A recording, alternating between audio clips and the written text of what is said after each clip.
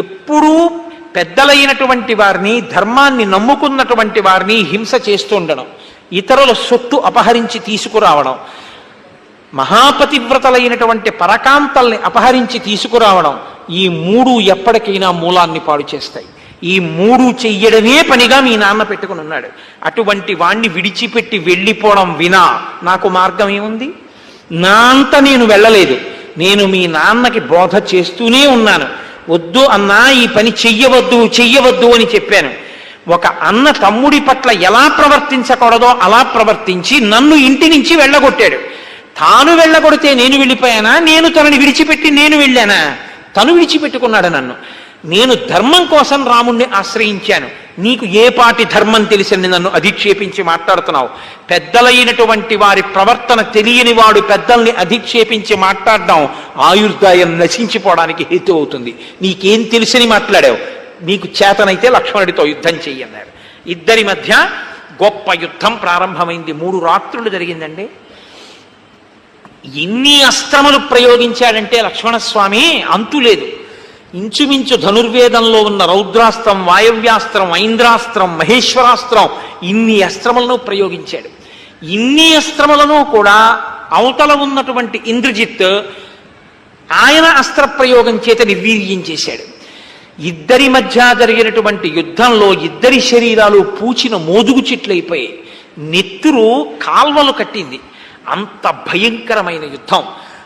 గరుత్మంతునితో సహా దేవతలు, సిద్ధులు, యక్షులు, గంధర్వులు, మహర్షులు అందరూ ఆకాశ మార్గంలో నిలబడి లక్ష్మణుని యొక్క శరీరమునకు తేజస్సు నశించకుండా, బలము తరిగిపోకుండా వాళ్ళు ఆశీర్వచనాలు చేస్తున్నారు ఇంద్రజిత్ నిగ్రహింపబడాలి అని.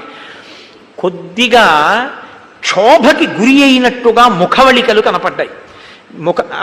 ముఖ కవళికలు. వెంటనే విభీషణుడు వచ్చి కించిత్ నీరసపడుతున్నటువంటి ఇంద్రజిత్తుని విడిచిపెట్టవద్దు, తొందరగా బాణప్రయోగం చేసి పడగొట్టు అన్నారు. ఈలోగా అక్కడ ఉన్నటువంటి రాక్షసులతో మాట్లాడుతూ లక్ష్మణుడితో యుద్ధం చేస్తూ, లక్ష్మణుడిని రెచ్చగొట్టి మాట్లాడుతూ లక్ష్మణుడి యొక్క ఏకాగ్రతని కించిత్ భంగం చేస్తూ, మీరు నా వెంట లక్ష్మణుడు తరమకుండా చూడండి, నేను ఒక్కసారి ఇంటికి వెళ్ళి ఇంతకన్నా బలమైన రథాన్ని, చాలా గొప్ప అస్త్రములను తీసుకుని వస్తానని ఒక్క క్షణంలో మాయమై లంక వెళ్ళిపోయాడు. వెళ్ళిపోయి గొప్ప రథంతో మళ్ళీ అనేక ముసలములు, పరిఘలము, శూలములు, ఖడ్గములు అన్నిటినీ పెట్టుకుని తిరిగి మళ్ళీ యుద్ధభూమిలోకి వచ్చేసాడు. ఇంత లక్ష్మణస్వామి ఆశ్చర్యపోయారు. ఇటువంటి వాడు ఇంత వేగం, ఇంతగా అవతల వాళ్ళని మోహపెట్టి వెళ్ళిపోతుంటాడు, ఇంత మాయాయుద్ధం చేస్తాడు, ఇంతటి యుద్ధ విశారదుడు, ఏకకాలంలో ఇన్ని అస్త్రములు తెలిసిన్నవాడు, ఇంత బాణప్రయోగం చెయ్యగలిగిన వాడు అని లక్ష్మణమూర్తి భూమి మీద నిలబడి యుద్ధం చేస్తున్నారు. తన వారి మధ్య నిలబడి, రథంలో నిలబడి ఇంద్రజిత్ యుద్ధం చేస్తున్నాడు. ఇన్నాళ్ళకి ఎదురుగుండా చూస్తూ యుద్ధం చేసే అదృష్టం లభించింది. ఎప్పుడు కనబడడం, మేఘాలు చాటుకు పోతాడు. ఇవాళ హోమం అవలేదు కాబట్టి అదృష్టం దొరికింది. ఇలా యుద్ధం జరుగుతుంటే లక్ష్మణస్వామికి జ్ఞాపకానికి వచ్చింది, తనకి నిద్రలో ఉండగా కుబేరుడు అనుగ్రహించాడు ఒకప్పుడు ఒక అస్త్రాన్ని. ఆ అస్త్రాన్ని తీసి ఇంద్రజిత్ మీద ప్రయోగించారు.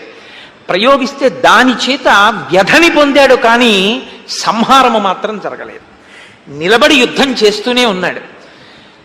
ఇలా యుద్ధం చేస్తూ పోతే చీకటి పెరిగిన కొద్దీ, రాత్రి పెరిగిన కొద్దీ బలం పెరుగుతూ ఉంటుంది. లక్ష్మణ, నువ్వు నరుడివి కాబట్టి నీ బలం క్షీణించడం ప్రారంభమవుతుంది. ఇప్పటి వరకు మీ యొక్క తేజస్సు వల్ల, విశ్వామిత్ర మహర్షి యొక్క అనుగ్రహం వల్ల, పెద్దల ఆశీర్వచనం వల్ల నిలబడి యుద్ధం చెయ్యగలుగుతున్నావు ఇంద్రజిత్తుతో. కాబట్టి ఇక ఆలస్యం లేకుండా ఇంద్రజిత్తుని నిగ్రహించమన్నారు. ఏ అస్త్రాన్ని ప్రయోగిస్తాడు? ఏ అస్త్రాన్ని ప్రయోగిద్దామన్నా ఇంద్రజిత్ విఫలం చేస్తున్నాడు. ఇప్పుడు ఒకానొకప్పుడు ఇంద్రుడు ఆకుపచ్చటి గుర్రములు కలిగినటువంటి వాడు దానవ సంహారమునందు ప్రయోగించినటువంటి ఐంద్రాస్త్ర సంబంధమైన బాణాన్ని వింటినారియందు సంధించి ఆకర్ణాంతము లాగి ధనుర్వేదంలో ఎక్కడా లేనటువంటి ఒక మంత్రాన్ని అభిమంత్రించారు. అది ఏ అస్త్ర ప్రయోగానికి ఉపయోగించేటటువంటి మంత్రం కాదు. ధర్మాత్మ సత్యసంధశ్చ రామో దశరథిర్యది పౌరుషేచా ప్రతిద్వంద్వ శరైణం జహిరావణిం. దీన్ని రామాయణానికి మూలమంత్రం అంటారు. రామాయణ మూలమంత్రానికి వ్యాఖ్యానం జరిగిన మరునాడు హనుమత్ జయంతి రావడం చాలా చాలా గొప్ప విశేషం నిజంగా. కాబట్టి ఆయన అన్నారు, ధర్మాత్మ, రాముడు ధర్మాత్ముడైతే, సత్యసంధశ్చ, రాముడు సత్యమును తప్ప ఎన్నడూ అసత్యము పలకని వాడైతే, రామో దశరథిర్యది, రాముడు నిజంగా దశరథ మహారాజు గారి కొడుకే అయితే, పౌరుషేచ, రాముడికి పౌరుషం ఉంటే, ప్రతిద్వంద్వ, నా ఎదురుగుండా నిలబడినటువంటి ఈ ప్రతిద్వంద్వి, నాతో యుద్ధం చేస్తున్నవాడు, శరైనం, ఈ బాణము చేత, జహి, మరణించుగాక, రావణిం, రావణ కుమారుడైన ఇంద్రజిత్ అని సంకల్పం చేసి బాణప్రయోగం చేశారు. వెంటనే సశిరస్త్రాణం శ్రీమజ్వలిత కుండలం ప్రమధ్యేంద్రజిత కాయాత్ పాతయామసభూతలే, గొప్ప కిరీటంతో, కుండలములతో, శిరస్త్రాణంతో వెలిగిపోతున్నటువంటి ఇంద్రజిత్ యొక్క శిరస్సు కంఠము నుండి వేరై భూమి మీద పడిపోయింది. ఇంద్రజిత్తు మరణించాడు. దేవతలు, గంధర్వులు, ఋషులు, మహర్షులు అందరూ పెద్ద పండగే చేసుకున్నారు. ఎంత సంతోషపడిపోయారో ఇంద్రజిత్ మరణంతో. ఇప్పుడు అంతటి గొప్ప యోధుడే, అంతటి భక్తి తత్పరుడే లక్ష్మణస్వామి ఈ మాట అనత్సా బాణప్రయోగం చేస్తూ. రాముడు ఎంత ధర్మాత్ముడో లక్ష్మణుడికి తెలుసు. కానీ లోకం రామచంద్రమూర్తి మీద కొన్ని అపవాదులు వేసింది.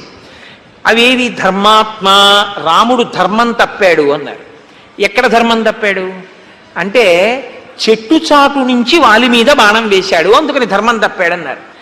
ధర్మం రాముడు తప్పలేదు అని మరొక గొప్ప రుజువు ఏమిటంటే, రాముడు ధర్మం తప్పి ఉంటే ఈ బాణం ఇంద్రజిత్తుని కొట్టదు. రాముడు ఎన్నడూ ధర్మం తప్పని వాడు కాబట్టే ఆఖరికి లక్ష్మణస్వామి బ్రహ్మాస్త్ర ప్రయోగం చేస్తానన్నా కంటికి కనపడని వాణ్ణి చంపవద్దు అన్న ధర్మాత్ముడు కాబట్టే ఇంద్రజిత్ నిగ్రహింపబడ్డాడు.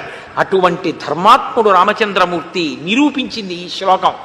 సత్యసంధశ్చ, రాముడెన్నడూ అబద్ధము తెలియనివాడు. కానీ రాముడు అబద్ధం ఆడాడన్నారు. ఎక్కడ ఆడాడన్నారు? అయోధ్యకాండలో పట్టాభిషేకం జరగకుండా రామచంద్రమూర్తి అరణ్యవాసానికి బయలుదేరి వెళ్ళిపోతున్న సమయంలో అంతఃపురంలోంచి బయటికి వచ్చినటువంటి దశరథ మహారాజు గారు ఉత్తరీయం జారి పడిపోయి ఉండగా రామచంద్రమూర్తి కూర్చున్నటువంటి రథాన్ని తోలుతున్నటువంటి సుమంత్రుణ్ణి రథాన్ని ఆపు ఆపు తీసుకువెళ్ళద్దు అని పెద్దగా అరుపులు అరుస్తుంటే రథస్థితుడైనటువంటి రామచంద్రమూర్తి రథాన్ని ఇక్కడ ఆపకుండా నువ్వు నడుపు నడుపు అంటుంటే ప్రభువైన దశరథ మహారాజు గారు రేపు తిరిగి వచ్చిన తర్వాత నేను ఆపు అన్నప్పుడు రథాన్ని ఎందుకు ఆపలేదు అని నన్ను దశరథుడు అడిగితే నేనేం చెప్పను అని రాముడిని అడిగితే, రాముడు నేను ఆపద్దు అన్నాను కాబట్టి రథాన్ని అరణ్యానికి తీసుకెళ్ళిపోయి తిరిగి వచ్చిన తర్వాత రథచక్ర సవ్వడిలో నీవన్న మాట నాకు వినపడలేదని చెప్పి అన్నాడు. అబద్ధం చెప్పడం ఒకటి, చెప్పించడం ఒకటి కాదు కాబట్టి రాముడు అసత్యం ఆడాడన్నారు. రాముడి రథాన్ని ఆ రోజున ఆపి ఉంటే కౌసల్యామాత దశరథుడు వచ్చి రామచంద్రమూర్తిని గట్టిగా పట్టుకుంటే తిరిగి అరణ్యానికి వెళ్ళలేనటువంటి స్థితిని కల్పిస్తే తండ్రి అసత్యమునందు పడిపోయి పొందవలసినటువంటి ప్రయోజనాన్ని పొందకుండా పోతాడు. కాబట్టి తండ్రిని సత్యమునందు నిలబెట్టడం అనేటటువంటి పెద్ద ధర్మాన్ని ఆవిష్కరించడం కోసం ఒక చిన్న అనృతాన్ని ఆడిస్తే దోషం లేదు కాబట్టి పెద్ద ధర్మాన్ని నిలబెట్టడానికి చిన్ని అధర్మం చేసి తప్పని శాస్త్రం అందో. కొడుకు తండ్రి మరణశయ్య మీద ఉండి సంధ్యావందనం చెయ్యలేకపోతే తండ్రి పేరు మీద సంధ్యావందనం చేసి తాను ప్రాయశ్చిత్తంతో వేలదాటాక సంధ్యావందనం చెయ్యొచ్చు. కాబట్టి చిన్న అధర్మం పెద్ద ధర్మాన్ని నిలబెడితే దోషం కిందకి రాదు. ఒక గోవు ఇలా వెళ్ళిపోతే కసాయి వాళ్ళు వచ్చి ఆవిటి వెళ్ళిందా అని అడిగితే నాకు తెలియదు అని చెప్తే అబద్ధం చెప్పినట్టు కాదు, గోప్రాణ రక్షణ చేసిన పుణ్యం అందులో పెడుతుంది. కాబట్టి రాముడు అసత్యమాడలేదు, నిరూపింపబడింది. కాబట్టి ధర్మాత్మ సత్యసంధశ్చ రామో దశరథిర్యది, రాముడు దశరథ మహారాజు గారి కొడుకు కాడు. పాయస పాత్ర వచ్చింది ఆనాడు బాలకాండలో. ఆ యజ్ఞం చేసినప్పుడు పుత్రకామేష్టిలో వచ్చినటువంటి యజ్ఞ పురుషుడిచ్చినటువంటి పాయస పాత్రలోని పాయసాన్ని ఆరగించడం వల్ల జన్మించాడు తప్ప దశరథ మహారాజు గారి గొప్పతనం అందులో లేదు అన్నారు కొంతమంది. రాముడు నరుడిగా జన్మించడం కోసం వచ్చినవాడు, నరుడిగా ఉంటే తప్ప రావణ సంహారం కాదు. కాబట్టి నరుడిగా వచ్చాడు కాబట్టి నరుడిగా జన్మించాలంటే దశరథ మహారాజు గారి తేజస్సు కౌసల్య సుమిత్ర కైకేయులలోకి ప్రవేశిస్తే తప్ప నర ఉత్పత్తి జరగదు. కాబట్టి దశరథ మహారాజు గారి కొడుకుగానే వచ్చాడంటే పూర్ణమైనటువంటి నరుడిగానే రాముడు నడిచాడు తప్ప ఎక్కడా ఈశ్వరుడిగా రామాయణంలో రాముడు నడిచి చూపించలేదు అని నిరూపించింది. కాబట్టి ఆయన దాశరథియే, దశరథ మహారాజు గారి కొడుకే. అందుకే ఆయన్ని దాశరథి కరుణాపయోనిధి అంటే పొంగిపోతాడని నిరూపించినటువంటి శ్లోకము కనుక ధర్మాత్మ సత్యసంధశ్చ రామో దశరథిర్యది పౌరుషేచ. రాముడికి పౌరుషం లేదన్నారు ఒకప్పుడు. ఎప్పుడు 14,000 మంది కరదూషణాదులతో ఆయన యుద్ధం చేస్తుంటే బాణ పరంపర చేత దెబ్బతిన్నటువంటి కరుడు ఒంటి నుంచి రక్తం కారిపోతూ తాటి చెట్టు ప్రమాణంలో గబగబా నడిచొచ్చి రామచంద్రమూర్తి మీద పడిపోతుంటే బాణం వెయ్యడానికి చోటు లేక వింటినారిని వెనక్కి లాగడం కోసం 3 అడుగులు వెనక్కి వేశాడు. యుద్ధంలో ధనస్సు పట్టుకున్నవాడు 3 అడుగులు వెనక్కి వేస్తే పౌరుషం లేనివాడి కింద లెక్క. కరుణ్ణి చంపేటప్పుడు 3 అడుగులు వెనక్కి వేశాడు కాబట్టి పౌరుషం లేదు అని కొంతమంది విమర్శ చేశారు. కానీ తన ఎదురుగుండా నిలబడినటువంటి వాణ్ణి సంహరించడానికి వింటినారిని ఆ కర్ణాంతము లాగడానికి కావలసినంత వ్యవధానము లేని కారణం చేత అటువంటి స్థితిని కల్పించుకోవడం కోసం ఒక యోధుడు 3 అడుగులు వెనక్కి వేస్తే అది అపసర్పణమవుతుంది తప్ప అది ఎప్పుడూ ధర్మాతిక్రమణము కాదు, అది పౌరుషము లేకపోవడము కాదు అని మనకి శాస్త్రాలు చెప్తున్నాయి. కాబట్టి పౌరుషేచ, రాముడు ఆనాడు చేసినది తప్పు కాదది అపసర్పణమే తప్ప రాముడు 3 అడుగులు భీరువై వెనక్కి వేయలేదు అని ఈ శ్లోకము నిరూపించింది.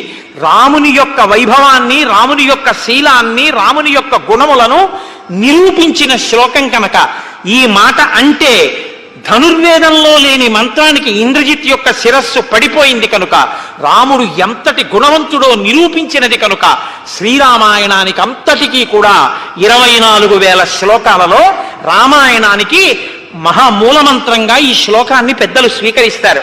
అందుకే రామాయణానికి మూలమంత్రం ఏమి అంటే ఇదే మంత్రం. ధర్మాత్మ సత్యసంధశ్చ రామో దశరథిర్యది పౌరుషేచ ప్రతిద్వంద్వ శరైనం జహిరావిణిం. కాబట్టి ఈ మాట చెప్పగానే ఇంద్రజిత్ యొక్క శిరస్సు పడిపోయింది. ఇంత గొప్పగా రామచంద్రమూర్తి యొక్క వైభవాన్ని నిరూపించినటువంటి శ్లోకము. తదనంతరము ఆ ఇంద్రజిత్ పడిపోగానే ఒక్క రాక్షసుడు లేడు, అందరూ పారిపోయారు లంకలోకి. ఇప్పుడు లక్ష్మణస్వామి మెల్లమెల్లగా అడుగులు వేసుకుంటూ రామచంద్రమూర్తి దగ్గరికి వెళ్ళారు. మెల్లమెల్లగా అంటే నీరసం వల్ల అనుకోకండి, సిగ్గు పడిపోయాట. దేనికి సిగ్గు అంటే అన్నయ్యంతటి మహావీరుడి దగ్గరికి వెళ్ళి అన్నయ్య నేను ఇంద్రజిత్తుని చంపానని ఎలా చెప్పను, నేను చంపానన్నయ్యా అని చెప్పడం శుభవార్త. కానీ అన్నయ్యంతటి వాడి దగ్గరికి వెళ్ళి అన్నయ్య నేను చంపానని చెప్పనా అని సిగ్గుపడి గట్టిగా చెప్పకుండా గొణిగేట. గొణిగితే రామచంద్రమూర్తి ఏరా నాన్న ఇంద్రజిత్ సంహారం అయిందిగా అన్నట్ట. అప్పుడు పక్కనున్న విభీషణుడు గట్టిగా చెప్పేట, మహానుభావుడు ఈ లక్ష్మణస్వామే ఇంద్రజిత్తుని సంహరించాడన్నట్ట. అన్న తర్వాత రామచంద్రమూర్తి ప్రియమార తమ్ముణ్ణి కౌగిలించుకుని ఒళ్ళంతా తడివి నాన్న ఎంత కార్యాన్ని సాధించావురా అని తొడ మీద కూర్చోపెట్టుకుని మూర్ధన్య స్థానంలో ముద్దు పెట్టుకున్నారు. అక్కడ సుషేణుణ్ణి పిలిచి ముక్కు దగ్గర ఒక ఓషధి పెట్టించారు. ఆ ఓషధి వాసన చూడగానే ఆయన గాయములన్నీ మానిపోయి ఒక్కసారి పూర్వం ఎటువంటి తేజస్సుతో ఉండేవాడో అంతటి తేజస్సుతో లక్ష్మణస్వామి సంతోషంగా రామచంద్రమూర్తితో కలిసి కూర్చున్నారు. ఇంద్రజిత్ వధ అయిపోయింది కాబట్టి ఇంకా రావణ వధ కేవలము నిమిత్తమే. ఇక కుడిబాహు లేనివాడు రావణాసురుడు. కాబట్టి ఇవాళ ఇంద్రజిత్ పడిపోయాడు, హనుమ జయంతి నాడు రావణాసురుడు పడిపోతాడు. కాబట్టి నిజంగా ఇక్కడ రామాయణం చాలా ఆశ్చర్యమే. హనుమ జయంతి నాడు రావణ వధ రావడం. కాబట్టి రేపటి రోజున రావణవధ చేయించుగాక రామచంద్రమూర్తి వాచికంగా రావణవధ చేయించి హాయిగా ఇంకా తర్వాత పట్టాభిషేకం వైపుకి అడుగులు వేసేసేటటువంటి భాగ్యం, అంత గొప్ప ఉత్సవాన్ని నిర్వహించుకునేటటువంటి అదృష్టం ఆ సీతారామచంద్ర ప్రభువు ఆ స్వామి హనుమ మనకి కృప చెయ్యాలని ప్రార్థన చేస్తూ ఇవాల్టి ఉపన్యాసాన్ని ఇక్కడతో ముగిస్తున్నాను.